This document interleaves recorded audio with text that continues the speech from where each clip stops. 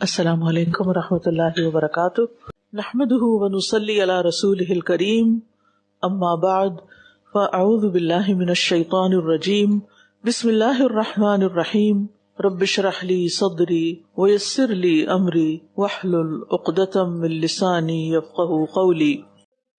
پھر فرمایا یسألونک عن الشہر الحرام قتال فیہ قل قتال فیہ کبیر وصد عن سبیل اللہ وکفر بہ والمسجد الحرام واخراج اہلہ منہ اکبر عند اللہ والفتنۃ اکبر من القتل ولا یزالون یقاتلونکم حتی یردوکم عن دینکم ان استطاعوا ومن یرتد منکم عن دینہ فیمت وہو کافر فاولئک حبطت اعمالہم فی الدنیا والآخرہ واولئک اصحاب النار ہم فیہا خالدون۔ وہ آپ سے حرمت والے مہینے میں لڑائی کرنے کے بارے میں سوال کرتے ہیں، کہہ دیجئے کہ ان میں لڑائی کرنا بہت بڑا گناہ ہے، اور اللہ کے راستے سے روکنا اور اس سے کفر کرنا اور مسجد حرام سے روکنا اور اس کے رہنے والوں کو اس سے نکال دینا اللہ کے نزدیک اس سے بھی بڑا گناہ ہے، اور فتنہ قتل سے کہیں بڑھ کر ہے، اور یہ لوگ تم سے ہمیشہ لڑتے رہیں گے یہاں تک کہ اگر وہ استطاعت رکھتے ہوں تو تمہیں تمہارے دین سے پھیر دیں، اور جو کوئی تم میں سے اپنے دین سے پھر گیا پھر کفر کی حالت میں ہی مر گیا تو ایسے لوگوں کے اعمال دنیا اور آخرت میں ضائع ہو گئے، اور یہی لوگ آگ کے ساتھی ہیں، یہ اس میں ہمیشہ رہنے والے ہیں۔ یہاں ایک بڑی اہم حقیقت کی طرف نشاندہی کی گئی ہے۔ مسلمانوں کو ایک حقیقت سے باخبر کیا جا رہا ہے، اور وہ کیا کہ تمہارے دشمنوں کی مخالفت اتفاقی چیز نہیں ہے، بلکہ وہ اس وقت تک چین سے نہیں بیٹھیں گے جب تک وہ تمہیں تمہارے دین سے محروم نہ کر دیں، اور ان کا اصل نشانہ تمہاری جان نہیں تمہارا ایمان ہے، لہٰذا تم اپنے ایمان کی حفاظت کرنا۔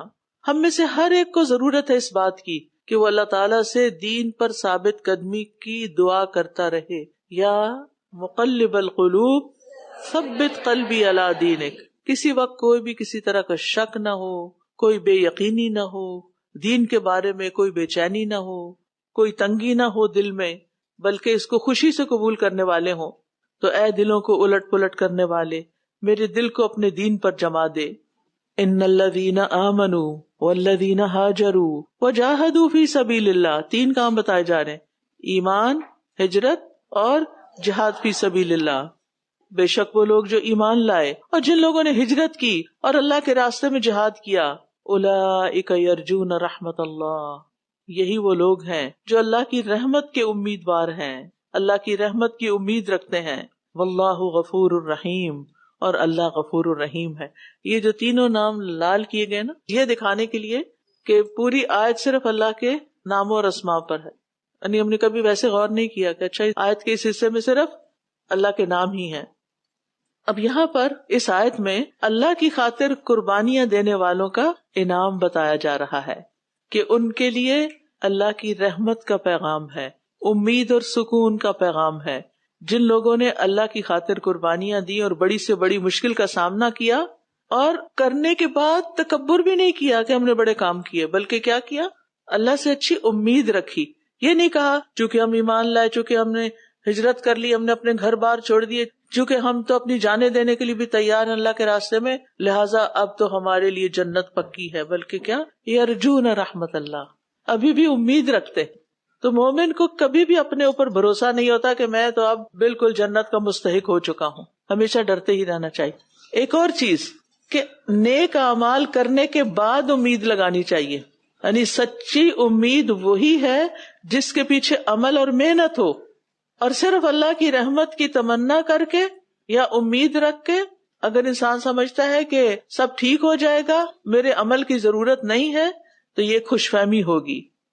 تو اس آیت میں تین اہم کام جو انسان سے قربانی مانگتے ہیں ان کا ذکر کیا گیا ہے، اور ایمان ہی ہوتا ہے جو باقی اعمال کی قبولیت کا باعث ہوتا ہے، اور ہجرت اللہ تعالیٰ کی قربت حاصل کرنے کے لیے، اپنے دین کو بچانے کے لیے ایسے ماحول کو چھوڑ دینا، ایسے لوگوں کو چھوڑ دینا کہ جو اس کے دین کے دشمن ہوں، یہ ہجرت کہلاتا ہے۔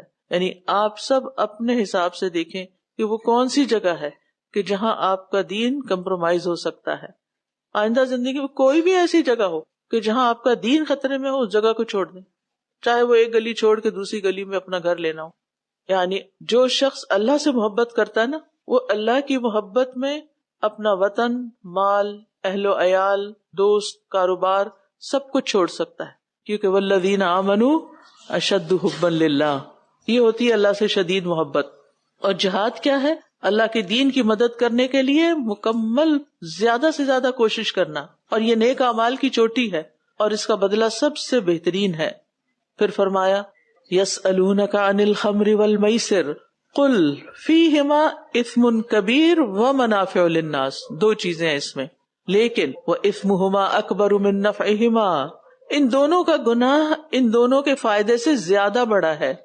ٹھیک ہے، تو ہمیں جس کام میں فائدے سے زیادہ نقصان ہو رہا ہو وہ کام کرتے رہنا چاہیے، چھوڑ دینا چاہیے. یہاں ایک سنہری اصول سکھایا جا رہا ہے، اگر کسی چیز میں 10% فائدہ ہو رہا ہے، 90% نقصان ہو رہا ہے، تو عقل مندی کا تقاضا یہ کہ اس کام کو چھوڑ دیا جائے. شراب اور جوئے کے معمولی فائدے ہیں لیکن ان کے نقصانات بہت زیادہ ہیں، ذاتی بھی ہیں، اجتماعی بھی ہیں، دائمی بھی ہیں، آخرت کے بھی ہیں، تو اس لیے ان کا اثم ان کے نفع پر غالب ہے. تو عام زندگی میں بھی ہمیں یہ اصول بنا لینا چاہیے کہ ہر گناہ والی چیز سے بچیں، اگرچہ اس میں کچھ فائدہ بھی ہو. کیا کرنا ہے؟ گناہ والی چیز کو چھوڑنا ہے، چاہے اس میں فائدہ بھی ہو رہا ہو. تو ہمیں موازنہ کر لینا چاہیے، کمپیریزن کر لینا چاہیے، یعنی چیزوں کے فائدے اور گناہوں کا آپس میں کمپیریزن کرنا چاہیے، اور اس میں آپ مختلف پریکٹسز کر سکتے ہیں. پھر اسی آیت کے آگے آ رہا ہے وَيَسْأَلُونَكَ مَاذَا يُنْفِقُونَ، اور وہ سوال کرتے ہیں آپ سے کہ وہ کیا کچھ خرچ کریں. اب یہاں ایک بہترین اصول دے دیا گیا، قُلِ الْعَفْوَ، کہہ دیجئے زائد ضرورت چیزیں، جو چیز تمہاری ضرورت کی نہیں اسے دے دو، دنیا میں اپنے ہاتھ سے نکال دو. آپ دیکھیں کہ اگر ہم اس طرح کی زندگی گزارے تو ہمیں بڑے فائدے ہوتے ہیں. آپ اپنی وارڈروب کے سامنے کھڑے ہو کے دیکھیں کون سے کپڑے سال بھر سے نہیں پہنے اور آئندہ بھی کوئی پہننے کا ارادہ نہیں، یا یہ کہ آپ نے رکھے ہوئے ہیں کہ جب میں اسمارٹ ہو جاؤں گی واپس پھر پہنوں گی، جو کہ ہونا شونا کوئی نہیں، صرف دل کی وہ کہتے ہیں ٹیک کے لیے اور دل کی خوشی کے لیے بس لٹکے رہے اور میں دیکھتی رہوں. اب کیا ہوتا ہے، ادھر سے نئے خریدنے کو دل چاہ رہا ہوتا ہے، اب وہ جگہ ہی نہیں رہتی اس. ٹھیک ہے، تو اب وارڈوں میں جگہ نہیں رہی، اب کیا کریں، اب یہ شور مچائیں، گھر چھوٹا ہو گیا، گھر چھوٹا ہو گیا، بڑا گھر لیں. تو بات یہ ہے کہ اپنی چادر دیکھ کے پاؤں پھیلائیں، ضروریات کو مد نظر رکھیں. بہت سی ایسی چیزیں جو آپ کی ضرورت نہیں، دیکھا دیکھی مت خریدیں کہ اچھا فلاں نے ایسا کپڑا پہنا تو میں نے بھی پہنا. بھئی اس کی ضرورت ہو سکتی ہے، تمہاری نہیں ہو سکتی. تو جو زائد ضرورت چیزیں ہیں ان کو خرچ کر دیں، اللہ کی راہ میں دے دیں. كَذَلِكَ يُبَيِّنُ اللَّهُ لَكُمُ الْآيَاتِ لَعَلَّكُمْ تَتَفَكَّرُونَ، اس طرح اللہ تمہارے لیے اپنی آیات کھول کھول کر بیان کرتا ہے تاکہ تم غور و فکر کرو. اللہ تعالیٰ ہمیں غور و فکر کرنا سکھاتے ہیں. آپ دیکھیں زائد چیزیں خرچ کرنے کی بات ہو رہی ہے اور اللہ تعالیٰ فرماتے ہیں میں نے آیات واضح کر دی ہیں، اب تم خود غور و فکر کرو. کہ سب کے لیے ایک اصول نہیں ہو سکتا، ہر ایک کی سچویشن فرق ہوتی ہے اور اس کے مطابق اس کو خود فیصلہ کرنا ہے کہ مجھے کیا رکھنا ہے اور کیا اللہ کے راستے میں دے دینا ہے. اصل میں نا دینے کے لیے بہت بڑا دل چاہیے ہوتا ہے، بڑا دل. یہ دل کیسے وسیع ہوتا ہے؟ جب اس میں ایمان ہوتا ہے، تقوی ہوتا ہے، اللہ سے حسن ظن ہوتا ہے، یقین ہوتا ہے، توکل ہوتا ہے کہ آج دوں گا کل اس سے کئی گنا زیادہ واپس ملے گا، یہ اللہ کے ساتھ میرا بزنس ہے. اور پھر انسان کو مشکل نہیں لگتی. کبھی کبھی ایسا ہوتا ہے نا کہ کوئی چیز آپ کو بڑی پسند ہوتی ہے، وہ آگے وہ بھی حکم آ رہا ہے کہ تم نیکی کو پہنچ ہی نہیں سکتے جب تک اپنی پسندیدہ چیز نہ دو. تو کیا سوچ کے انسان بس دے آگے جا کے مل جانی ہے، کچھ کہیں نہیں جا رہا. جیسے بچے کو بہلاتے ہیں نا، کبھی کبھی نفس کو بھی ایسے ہی بہلانا پڑتا ہے، کچھ نہیں جا رہا، کچھ نہیں ہو رہا، مل جائے گی، زیادہ ملے گی، کئی گنا زیادہ ملے گی. اور پھر آپ دیکھیں گے اس وقت تکلیف ہوگی لیکن بعد میں اتنی ہی خوشی بھی ہوگی، اور پھر کچھ دنوں کے بعد آپ کو بھول بھی جائے گا کہ وہ چیز آپ کے پاس کبھی تھی بھی نہیں، یاد تک نہیں آئے گی اور وہ جمع ہو چکی ہوگی آگے. اور اگر آپ نے اچھی نیت سے دیا نا تو ایک کھجور بھی اگر آپ خوش دلی سے دیتے ہیں تو وہ کیا بن جائے گی قیامت کے دن؟ بہت پہاڑ. یس. پھر فرمایا فی دنیا والآخرہ، دنیا میں اور آخرت میں، یعنی دنیا کے امور پر بھی غور و فکر کرو اور آخرت کے بھی. وَيَسْأَلُونَكَ عَنِ الْيَتَامَىٰ، اور وہ آپ سے یتیموں کے بارے میں سوال کرتے ہیں کہ ان کے ساتھ معاملہ کیسے کریں. قُلْ إِصْلَاحٌ لَهُمْ خَيْرٌ، کہہ دیجیے ان کی اصلاح کرنا بہتر ہے. وَإِن تُخَالِطُوهُمْ فَإِخْوَانُكُمْ، اور اگر تم انہیں ملا لو تو وہ تمہارے بھائی ہیں.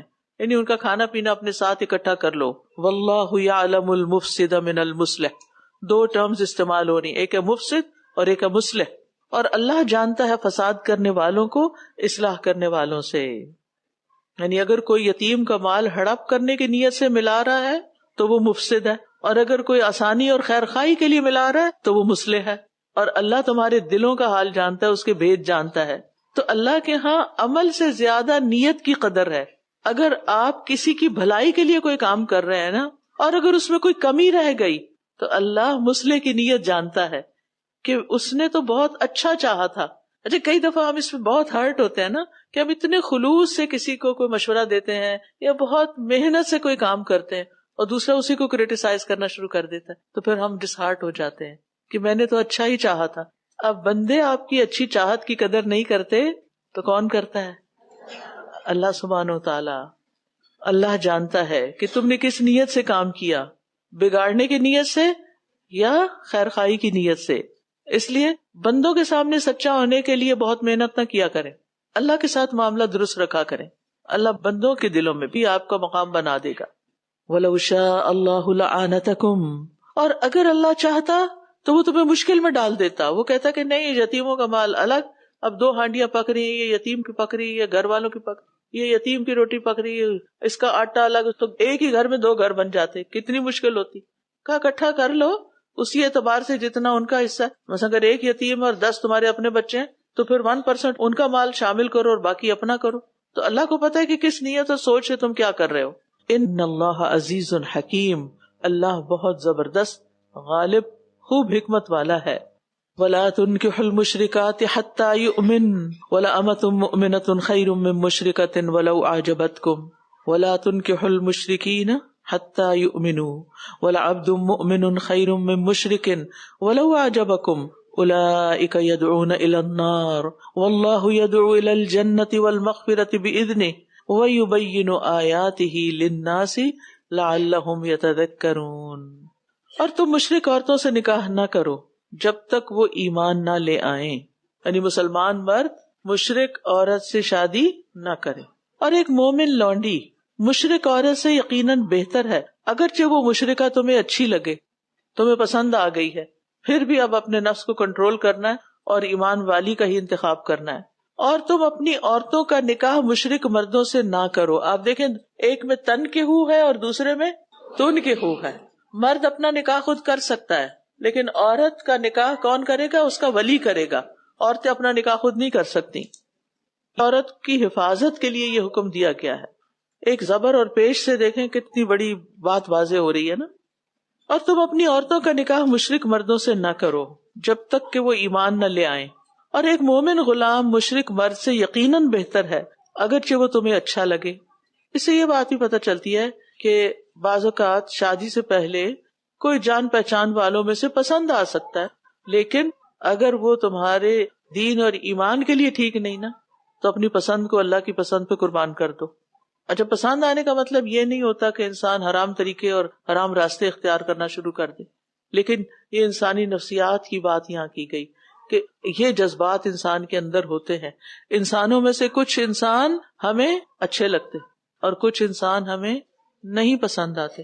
یہی معاملہ ہے لڑکیوں کی شادی کے وقت. بعض اوقات یعنی ایک لڑکا ہوتا ہے، اس کی ساری باتیں ماں باپ کو پسند ہیں، لڑکی کو پسند کوئی نہیں. اب کیا کرنا چاہیے؟ شادی کر دینی چاہیے کیونکہ ماں باپ کو سب کچھ پسند ہے؟ نہیں، جب تک اس کی رضامندی نہیں ہوگی شادی نہیں ہوگی. یہ حق بھی اللہ نے عورت کو دیا ہے. لیکن بعض اوقات ہم جبرن، کئی دفعہ بچیاں پوچھتی ہیں کہ کیا اگر کوئی جبری نکاح کر دے تو نکاح ہو جائے گا، اور اگر دل نہ چاہتا ہو ساتھ رہنے کا تو پھر کیا کریں؟ تو یہ کچھ جینوئن ریزنز ہوتی ہیں. ہر انسان کی اپنی ایک چوائس ہوتی ہے، ہر انسان کا مزاج الگ ہوتا ہے. کسی کو ایک چیز پسند ہوتی ہے کہ دوسری. وہ پسند کی بات یعنی یہاں بات ہے ایمان کی. اگر کوئی پسند ہے اور اس کا ایمان درست ہے تو کوئی بات نہیں، لیکن اگر اس کا ایمان نہیں ہے، مشرک ہے، تو پھر نہیں ہو سکتا. اب باؤنڈریز بنا دی گئی نا، تو ہم یہاں تک جا سکتے، یہ نہیں کر سکتے. وجہ کیا بتائی؟ یہ لوگ آگ کی طرف بلاتے ہیں.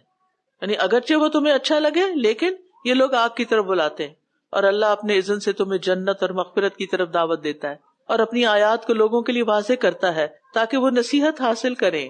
تو نکاح کے لیے دینداری لازمن دیکھیں. محض حسن و جمال یا مال کی بنا پر نکاح نہیں ہونا چاہیے. انسان کی فطرت ہے وہ ظاہری خوبصورتی، دولت، حسب نسب، اثر و رسوخ سے متاثر ہو جاتا ہے. تو اگرچہ کسی عورت یا مرد کے اندر یہ ساری چیزیں بہت اعلیٰ درجے میں ہو لیکن ایمان نہیں تو وہاں سے پیچھے ہٹ جاؤ. اور ممانعت کی وجہ کیا بتائی گئی؟ کہ تم اپنی آخرت نہ کھو دو، کیونکہ انسان اپنے ساتھی کے دین سے متاثر ہوتا ہے. بعض لوگ تو کہتے ہیں کہ شکلیں بھی آپس میں ملنا شروع ہو جاتی ہیں ساتھ رہ کے، ایک جیسے ایکشنز ہوتے ہیں. عمومی اصول کیا نکلا یہاں سے؟ کہ مومن پر لازم ہے کہ ان چیزوں سے بچے جس سے اس کی آخرت کو نقصان پہنچتا ہے. یہ ہمارا ایک معیار ہونا چاہیے کہ میں جو کام کرنے جا رہی ہوں اس سے میری آخرت کا تو نقصان نہیں. ان چیزوں کو چھوڑ دے اور ان کے قریب بھی نہ جائے، کیونکہ انسان کسی چراگاہ کے ارد گرد منڈلاتا ہے تو اس کے اندر بھی چلا جائے گا.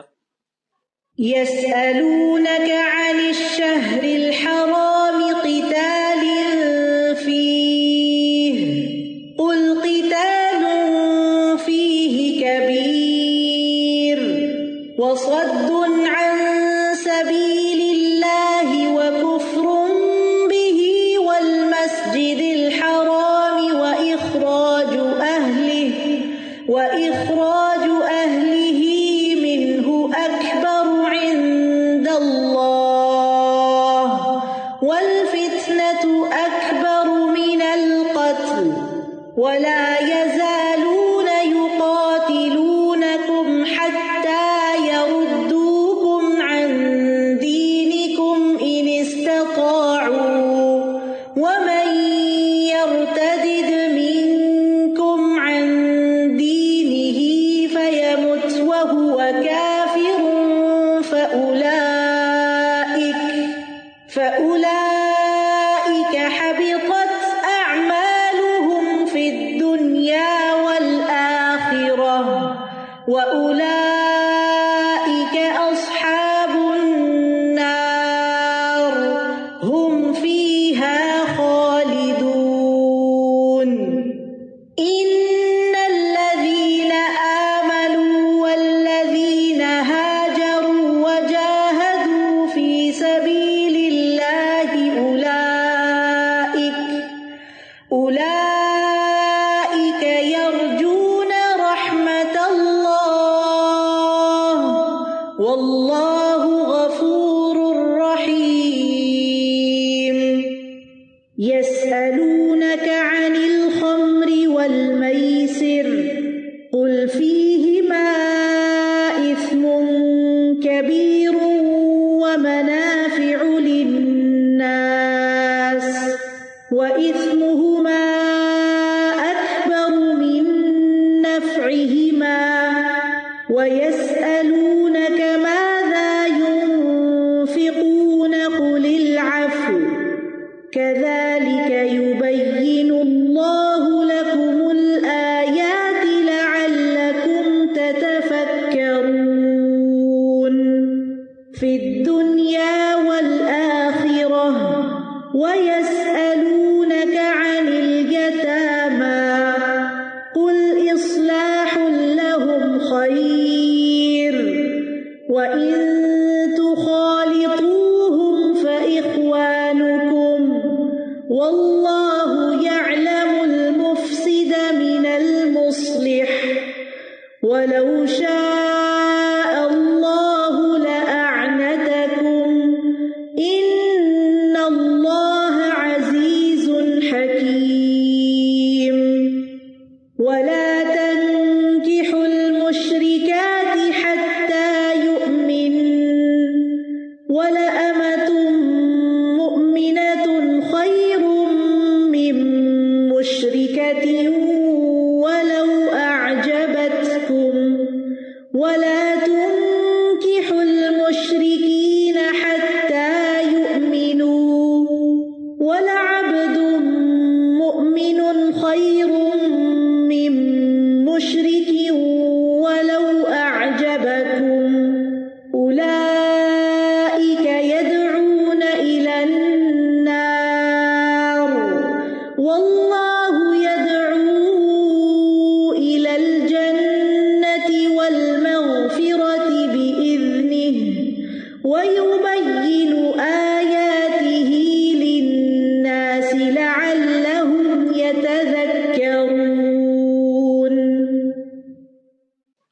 یسألونک عن المحیض، اور وہ آپ سے سوال کرتے ہیں حیض کے بارے میں. قل هو اذی، کہہ دیجئے وہ ایک اذی ہے، ایک نجاست ہے. فاعتزلوا النساء فی المحیض، تو عورتوں سے حیض کی حالت میں الگ رہو، یعنی ان سے فزیکل ریلیشن شپ نہیں رکھو، یعنی میاں بیوی کا خاص تعلق وہ نہیں قائم کر سکتے. ولا تقربوهن حتى يطهرن، اور ان کے قریب بھی نہ جاؤ یہاں تک کہ وہ پاک ہو جائیں. فاذا تطہرن، پھر جب وہ اچھی طرح پاک ہو جائیں، اوپر ہے یطہرن، یہاں ہے تطہرن، شدت آ گئی ہے صیغے میں، معنی میں بھی شدت ہوگی. پھر جب وہ اچھی طرح پاک ہو جائیں، فأتوہن من حیث امرکم اللہ، تو ان کے پاس آؤ جہاں سے اللہ نے تمہیں حکم دیا ہے، جہاں سے آنا چاہیے، یعنی ازدواجی تعلق میں. ان اللہ یحب التوابین ویحب المتطہرین، بے شک اللہ محبت رکھتا ہے بہت توبہ کرنے والوں سے. توابین، تائبین نہیں کہا گیا، توابین، اور متطہرین، طاہرین نہیں کہا گیا. اب یہاں پر ایک بہت اصولی سی بات بتا دی گئی کہ حیض کی حالت میں عورت کے ساتھ معاملہ کیا ہونا چاہیے. یاد رکھیے حیض میں عورت بالکل ناپاک نہیں ہو جاتی کہ اس کو اچھوت بنا دیا جائے، صرف مخصوص پابندیاں ہیں، باقی تمام معاشرتی تعلقات ان سے بالکل نارمل ہوں گے. ساتھ کھانا، سونا، مل کے بیٹھنا، بات چیت کرنا، یہ سب کچھ جائز ہے. ان چیزوں کو چھوڑنا عورت کے احترام اور وقار اور حق کے خلاف ہے. اور پھر دوسری بات یہ ہے کہ یہاں بہت اہم چیز یہ بتا دی گئی کہ عورت سے جو جسمانی تعلق یا ازدواجی تعلق قائم کیا جائے گا وہ حلال طریقے پر ہوگا، غلط طریقے استعمال نہیں ہوں گے، جیسے دبر کی طرف سے اس کے ساتھ تعلق نہیں قائم کیا جائے گا یا اورل سیکس نہیں ہوگی، بلکہ فَأْتُوهُنَّ مِنْ حَيْثُ أَمَرَكُمُ اللَّهُ، اللہ کے حکم کی پیروی کی جائے گی، اس کی نافرمانی نہیں. اور پھر اگر کسی سے کچھ ہو چکا ہے تو توبہ کر لو، اللہ توبہ کرنے والوں کو پسند کرتا ہے. یعنی ہر گناہ سے توبہ اور ہر نجاست سے پاک ہونا اللہ کی محبت کا باعث ہے. اللہ کی محبت چاہتے ہو تو ظاہری طہارت بھی اور باطنی طہارت دونوں کا خیال کرو.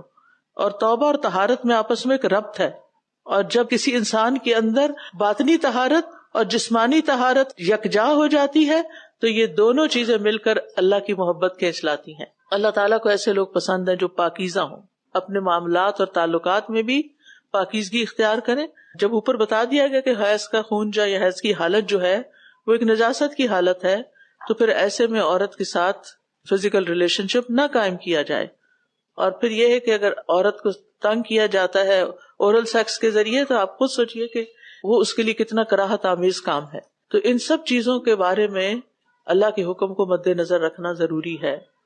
پھر فرمایا نساؤکم حرث لکم فأتوا حرثکم انا شئتم وقدموا لانفسکم واتقوا اللہ واعلموا انکم ملاقوہ وبشر المؤمنین. تمہاری عورتیں یعنی بیویاں تمہارے لیے کھیتی ہیں، تو تم اپنی کھیتی میں جس طرح چاہو آؤ، اور اپنے نفسوں کے لیے نیک عمل آگے بھیجو، اور اللہ سے ڈرو، اور جان رکھو کہ یقیناً تم اس سے ملاقات کرنے والے ہو، اور مومنوں کو خوشخبری دے دیجئے. یاد رکھیے کہ اسلام میں ازدواجی تعلق محض لذت حاصل کرنے کا نام نہیں، بلکہ یہ ایک ذمہ داری ہے اور نسل انسانی کی بقا کا ذریعہ ہے. جیسے کھیتی نسل انسانی کی بقا اور خوراک کا ذریعہ ہے، ایسے ہی بیوی خاندان کی بنیاد اور نسل انسانی کی آبیاری کرنے والی ہے. جیسے کسان اپنی کھیتی کا خیال رکھتا ہے، زمینوں پہ تو جانے دے دیتے ہیں لوگ، اسے اجاڑتا نہیں، اس کی حفاظت کرتا ہے، اس کی دیکھ بھال کرتا ہے، اس سے محبت کرتا ہے، اسے دیکھ کے خوش ہوتا ہے. تو ایسے ہی شوہر کو بھی اپنی بیوی کے ساتھ مشفقانہ برتاؤ کرنا چاہیے، اس کے ساتھ اچھا سلوک رکھنا چاہیے. اور پھر قدموا لانفسکم، ایک تو یہ کہ نیک اعمال آگے بھیجو، اور دوسرا یہ ہے کہ اولاد انسان کے لیے نیک اعمال کو جاری رکھنے کا ذریعہ بنتا ہے. یعنی اگر اس تعلق کے نتیجے میں تمہاری اولاد ہوتی ہے اور تم اس کی اچھی تربیت کرتے ہو تو وہ تمہارے لیے صدقہ جاریہ بنے گی. قدموا لانفسکم. پھر ہے ولا تجعلوا اللہ عرضۃ لایمانکم ان تبروا وتتقوا وتصلحوا بین الناس. 3 باتیں کہیں گئی یہاں بھی. واللہ سمیع علیم. اور تم اللہ کو اپنی قسموں کے لیے اس طرح آڑ نہ بناؤ کہ تم نیکی اور تقوی اختیار نہیں کرو گے اور لوگوں کے درمیان صلح نہیں کراؤ گے، اور اللہ خوب سننے والا خوب جاننے والا ہے۔ سبق کیا ہے ہمارے لیے کہ اللہ کے نام کی قسم کھا کر اسے نیکی کے راستے میں رکاوٹ نہیں بنانا چاہیے، ٹھیک ہے؟ یعنی کوئی شخص اس سے بھی یہ قسم نہ کھا لے اللہ کی قسم میں تم سے بات نہیں کروں گا، اللہ کی قسم کھا کے قطع تعلق ہی نہیں کی جا سکتی، یا اللہ کی قسم میں فلاں غریب کی مدد نہیں کروں گا، فلاں رشتہ دار کی مدد نہیں کروں گا، اللہ کی قسم کھا کے تم نیکی کے کام سے رک نہیں سکتے۔ یا اسی طرح یہ کہ اگر کسی کو نصیحت کی جائے کہ تم فلاں سے صلح کر لو یا نیکی کا فلاں کام کر لو، اور وہ کہے کہ میں تو اللہ کی قسم کھا چکا ہوں، اب میں یہ کام کیسے کروں، تو اللہ سبحانہ و تعالیٰ فرماتے ہیں کہ میرے نام کی قسم کو گناہ یا قطع تعلقی کا جواز مت بناؤ۔ لا یؤاخذکم اللہ باللغو فی ایمانکم ولکن یؤاخذکم بما کسبت قلوبکم واللہ غفور حلیم۔ اللہ تمہاری لغو قسموں پر تمہارا مواخذہ نہیں کرے گا جو تم بے سوچے سمجھے کھاتے رہتے ہو، لیکن وہ ان قسموں پر تمہارا مواخذہ کرے گا، تمہیں پکڑے گا جن کا ارادہ تمہارے دلوں نے کیا، دل سے پکی قسم کھائی ہے، اور اللہ بہت بخشنے والا اور بہت حلم والا ہے۔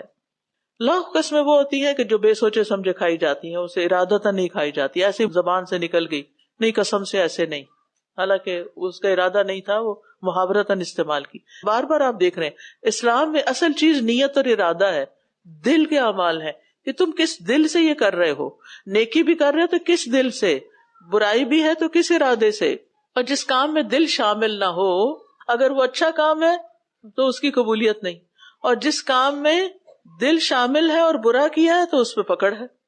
اور پھر یہ ہے کہ یعنی اللہ تعالیٰ نے لغو قسموں پہ مواخذہ نہ کر کے ایک طرح سے اپنی رحمت کو ظاہر کیا ہے، وہ غفور ہے، حلیم ہے، اسی لیے آخر میں یہ 2 صفات آئی ہیں۔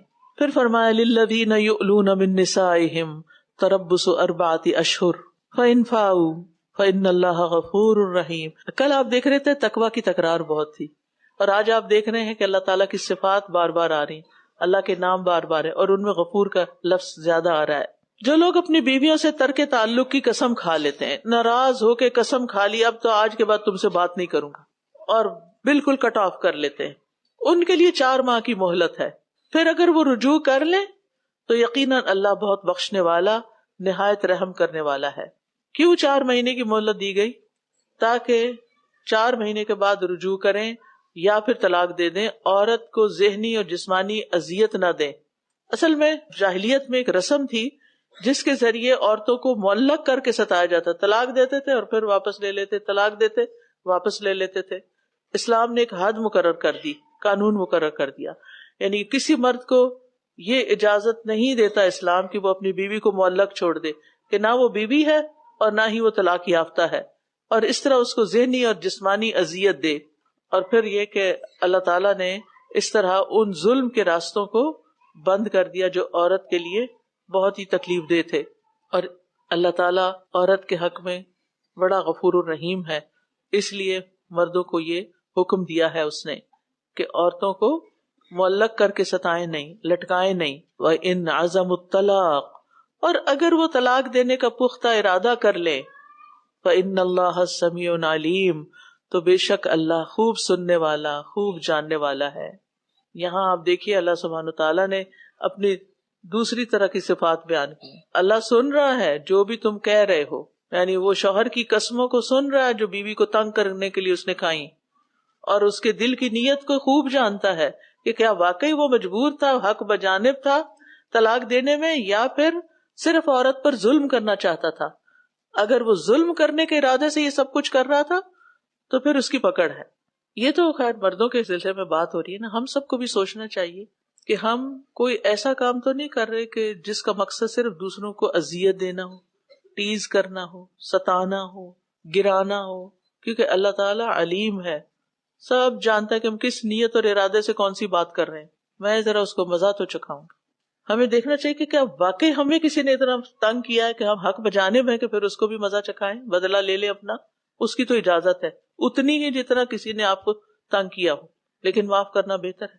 پھر فرمایا وَالْمُطَلَّقَاتُ يَتَرَبَّصْنَ بِأَنفُسِهِنَّ 3 قُرُوءٍ وَلَا يَحِلُّ لَهُنَّ أَن يَكْتُمْنَ مَا خَلَقَ اللَّهُ فِي أَرْحَامِهِنَّ إِن كُنَّ يُؤْمِنَّ بِاللَّهِ وَالْيَوْمِ الْآخِرِ۔ وبعولتهن احق بردهن في ذلك ان ارادوا اصلاحا ولهن مثل الذي عليهن بالمعروف وللرجال عليهن درجة واللہ عزیز حکیم. نوٹ کر رہے ہیں ہر آیت کے آخر ڈفرینٹ صفات آ رہے ہیں. غور کیجئے گا کہ یہ مختلف کیوں آ رہی ہیں. ہر جگہ غفور الرحیم نہیں آ رہا, کہیں عزیز حکیم بھی آ رہا ہے. اور طلاق یافتہ عورتیں اپنے آپ کو 3 حیض آنے تک انتظار میں رکھیں, یعنی شادی نہ کریں, یہ ان کی عدت ہے. اور اگر وہ اللہ اور یوم آخرت پر ایمان رکھتی ہیں تو ان کے لیے یہ حلال نہیں کہ اللہ نے ان کے رحموں میں جو پیدا کیا ہے وہ اسے چھپائیں, اور اس دوران ان کے شوہر انہیں واپس لانے کے زیادہ حقدار ہیں, رجوع کر سکتے ہیں اگر وہ اصلاح کا ارادہ رکھتے ہوں. ارادہ. اور ان عورتوں کے لیے معروف طریقے سے ویسے ہی حقوق ہیں جس طرح ان پر ذمہ داریاں ہیں, یعنی عورتوں کے بھی حقوق ہیں, مردوں کے بھی ہیں, لیکن یہ یاد رہے اور مردوں کو ان پر ایک درجہ حاصل ہے. اسی وجہ سے عورت کو مرد کی عزت کرنی چاہیے, کیونکہ ایک درجہ ہے نا. جو عورت شوہر کی عزت کرتی ہے وہ تخت پہ بٹھائی جاتی ہے, اور جو عورت جواب دیتی ہے اور بدتمیزی کرتی ہے اور اعتراض کرتی ہے اور شکوے اور شکایتیں اور رونا دھونا اور صرف تکلیف دینے والی باتیں, وہ کبھی بھی خوش نہیں ہو سکتی. شوہر اگر زیادتی بھی کر رہا ہو نا تو آپ اس کے لیے کوئی اور طریقہ اختیار کر سکتے ہیں, بدتمیزی کا طریقہ اختیار نہ کریں. کبھی اپنا حق لینے کے لیے بد اخلاقی سے کام نہ لیں. اور دوسری طرف آپ دیکھیں کہ عورت محبت چاہتی ہوتی, جو مرد اپنی بیوی کو محبت دیتا ہے, اس کی کیئر کرتا ہے, پیچھے نساؤکم حرث لکم میں ساری بات واضح ہو چکی ہے, تو اس کا گھر ایک خوشحال گھرانہ بن جاتا ہے. اس خوشحال گھرانے میں بچوں کی تربیت بہت عمدہ طریقے سے ہوتی ہے. اور جو شوہر بیوی کو کچھ نہیں سمجھتے, وہ کہتے ہیں نا ہم نے جوتے کی نوک پہ رکھا ہوا اس کو, تو پھر وہ بچوں کی ماں کا جو حال آپ کر رہے ہیں وہ سارا کچھ بچوں کی تربیت میں جائے گا, اور پھر بچے آپ کے ساتھ وہی کریں گے جو آپ ان کی ماں کے ساتھ کر رہے ہیں. اس لیے اللہ سے ڈرنا چاہیے اور اللہ تعالیٰ کے ضابطوں اور قانون کو بھی سامنے رکھنا چاہیے. اب یہ جو عدت کا پیریڈ ہے نا, اس کے 2 بڑے مقاصد ہیں, یعنی طلاق کی عدت. ایک یہ کہ خاندان کو ٹوٹنے سے بچانے کی آخری کوشش کر لی جائے کہ 3 مہینے کے اندر اندر شاید ان کے درمیان ایک دوسرے کے لیے کوئی دل میں محبت پیدا ہو جائے, شاید وہ کچھ سوچیں تو واپس گھر بن جائے. اور دوسری یہ کہ کوئی عورت ان 3 مہینوں کے اندر سوچ لے کہ اگر طلاق ہوتی ہے تو پھر اس کا فیوچر کیا ہے, اس نے آگے کیا کرنا ہے, اور وہ اس کیفیت سے باہر نکل آئے. اور اس دوران شادی بھی نہ کرے, ایک تیسری وجہ, تاکہ اگر پچھلے شوہر سے کوئی حمل ٹھہرا ہوا ہے تو وہ بھی ظاہر ہو جائے.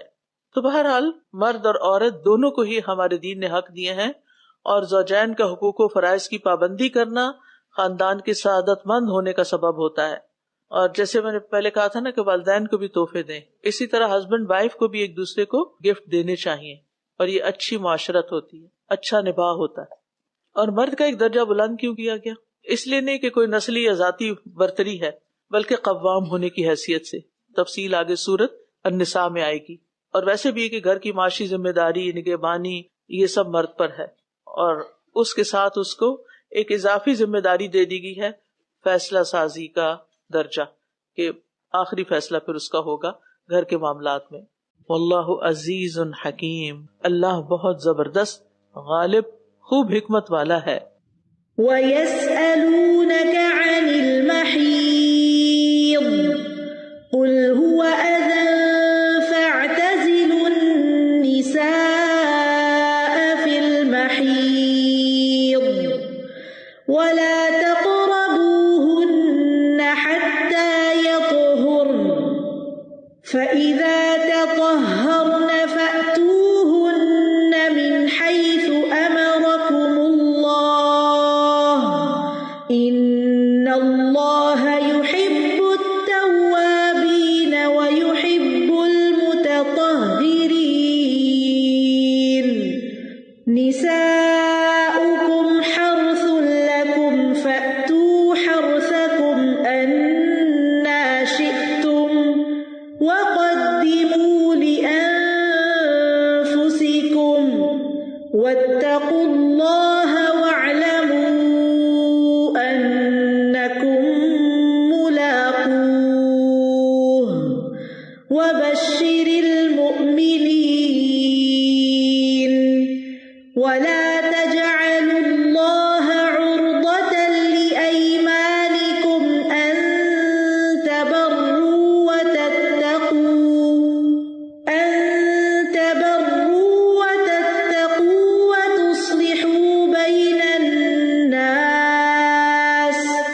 واللہ سمیع علیم.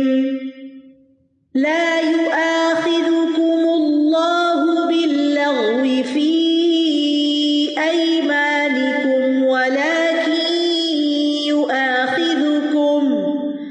ولكن يؤاخذكم بما كسبت قلوبكم والله غفور حليم.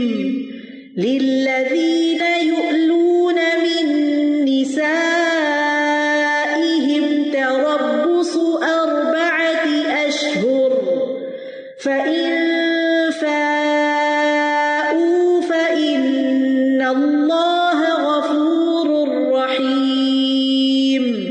وإن عزموا الطلاق فإن الله سميع عليم. والمطلقات يتربصن بأنفسهن 3 قروء ولا يحل لهن أن يكتمن ما خلق الله في أرحامهن إن كن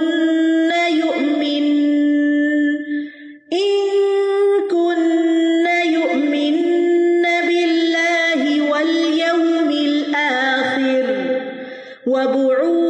وبعولتهن أحق بردهن في ذلك إن أرادوا إصلاحا ولهن مثل الذي عليهن بالمعروف وللرجال عليهن درجة والله